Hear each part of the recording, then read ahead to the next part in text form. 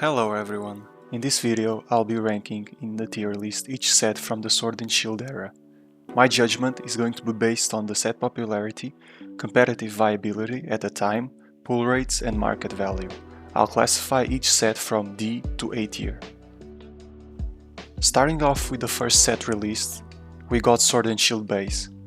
It introduced the V and VMAX Pokémon cards for the first time, but lacks valuable chase cards or significant collector interests when compared to other sets.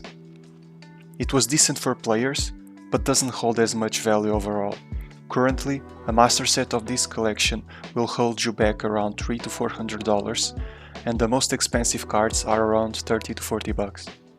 For me, it's a D tier for all these reasons. Following the release sequence, we got Rebel Clash. Another lackluster set in terms of popularity, collectability, but had some decent play thanks to the Boss's Orders card, for example. A master set like this will cost you around $400. It doesn't really have any exciting pulls, so it's a D tier for me. If you're a sealed collector or investor, you should still be happy with these boxes, since both of them appreciated a lot over time due to their low supply and age. Coming up next, we have Darkness Ablaze. This set introduced the fan favorite Charizard VMAX, but beyond that, it lacks depth, and many of its cards aren't particularly valuable or impactful in the long term. The booster boxes saw very little movement. I think it's a C tier, since I do believe this set brought a little bit more to the table when compared to the previous two sets, even though it's nothing special. Now Vivid Voltage.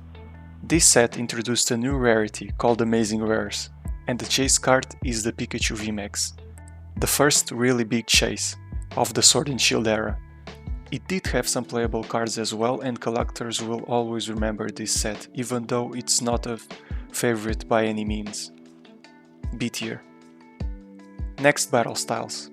A set which was very important for the trading card gameplay because it introduced the single strike and rapid strike mechanics, but other than that, doesn't really hold as much value, and collectible cards and pull rates are lower than average. Hence, this set didn't really grow along amid collectors. C tier. Moving on to Chilling Reign. Great set, a lot of competitive and unique cards, great alternate arts, loved by collectors, and both the sealed and single market has grown substantially. Just look at this Moltres or the Blaziken, first S tier of the era. Now, the big boy, Evolving Skies. I mean, where do I even start? It's easily the most collected and loved set from the era, with the best artworks, best Pokemon, most hype, and rightfully so. Just look at the Moonbryon, which is currently over $1,000, which is nuts. Best modern set for sure.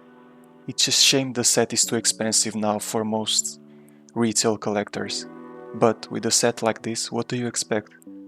Just so you have an idea, if you were to build a master set, it would cost you around $4,000, buying each card individually. The booster boxes are crazy as well. Unfortunately, I only got this one booster box left and I'll die with it probably. Anyways, S tier, no questions about it. Next up, Fusion Strike. This set introduced Fusion Strike style cards and includes popular Pokemon like Mew and Gengar. While pull rates can be a bit challenging, the set's Pokemon selection and competitive cards have made it a solid choice for players and collectors. The sealed product is also getting more expensive year over year, and supply is starting to dry out. A tier worthy.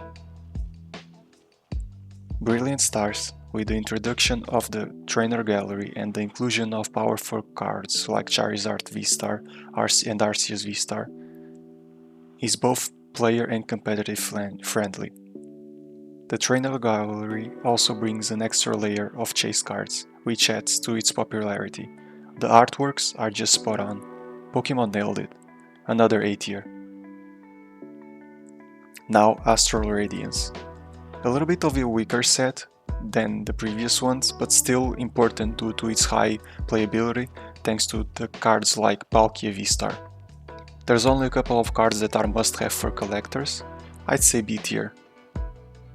Next up, Lost Origin. Just like Evolving Skies or Chilling Reign, I do believe this set added a lot of value to the TCG and collectors market. Great cards, fan favorite Pokemon, the Giratina is probably the second or third biggest chase card from this era. Plus, the Trainer Gallery is pretty decent. For me, a great all-rounder, but still a little bit behind when compared to Evolving or Chilling. I'd say A tier. And to finish off, we have Silver Tempest. I don't think this set has a lot of identity and recognition among collectors because, apart from the Lugia, it does not have a lot going for it. Sure, it has a lot of cool Pokemon cards like the Blaziken or Rayquaza, but that's pretty much it. However, competitive players do love this set because of the strong support cards, B tier. And just like that, I finished my ranking. I will not rank the holiday sets, only the main line. Please keep in mind that this is just my opinion, everyone has their own favorite Pokemon and values different aspects of this hobby. I'd say I'm somewhere between a collector and a trader or investor myself. Anyways, I hope you have a great rest of your day. Be sure to check out my socials and I'll see you next time.